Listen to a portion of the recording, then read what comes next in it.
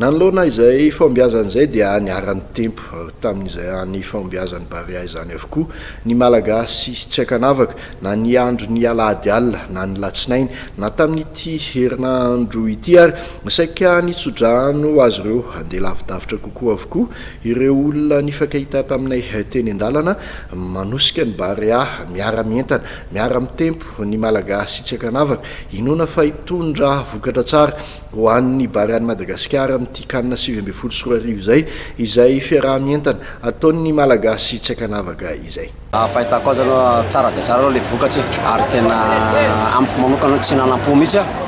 fa surprise be le izy faly zay malagasy rehetrarehetra moa zany amin'ny izy fa mirarana le rony zany hoe avita baolina tsara fa tsara mahafinaritra ry zalava tena toy izao raha ohatra hoe reny zany fa sy dia zay zany reny raha tsy mivoana amin'ireny zany fa sy dia zay atsika points atsika mety mahita kara atsika na demi-finale mihitsy eny ary na finale ary mety tongotsika tena mahafinaritra zava-taon'ny Barea aloha hatreto mahafinaritra tokony amin'ny tena faraparany ihany izy ia zantoka zany aloha reny lalahoan'ny alina ireny na sy hoany mety milamina ihany izy raha lalahoan'le fiakarany io le ogandany efa sarotsarotra manantena hoe 18 zany tsika hoe matoko tena be tsika mila manao mafy zany tsika raha teo tapakatsa amin'io va manana lasantsy zany ianao hoe lasantsy fotsiny dia manana hery foana zany ianao zany ho tapakatsana amin'ny tena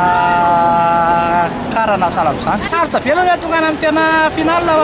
rehefa mahatongatonga amin'ny tena demi zany dia matipy hoe tena natabita adinga antsika zany ty tena lalefako mihitsy ty vidiko vao eo ty anoana azy vina mo izy set omby be le tsika atsika tsy mieritreritra bitiko ery zany nafinaritra aloha le zava-bitany e mampiaiky azy tontolo izao hoe voalohany trakanina izy dia efa naresy foana dia mirasy ho azy mirary azy satria mety tonga lavitra izy raha reny fahaizany reny toy dia mirasy ho azy malohana azy hatramin'ny farany zay vahoaka malagasy fahitako azy mety tonga any amin'ny finale mihitsy erylerony efa tsodrano any erylerony zany dia tongava amin'ny ambony litana nga dia ana mondial indray tsika miona za tsy mahita hoe fanatsarana tokony atao hitako efa tsara ny ataony erylery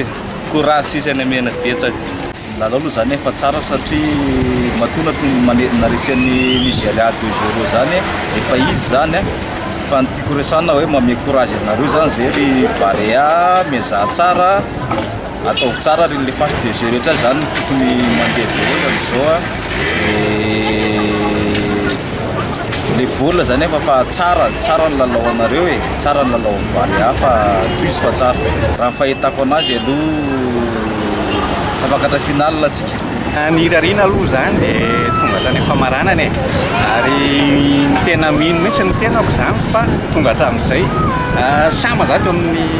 tantara fanatanjahantena malagasy aloha no tafitany teo amin'ny resaka baolina kitra fa dia mino fa tonga tamin'ny famaranana ary oriarian'ny tandrana atsika samy Barea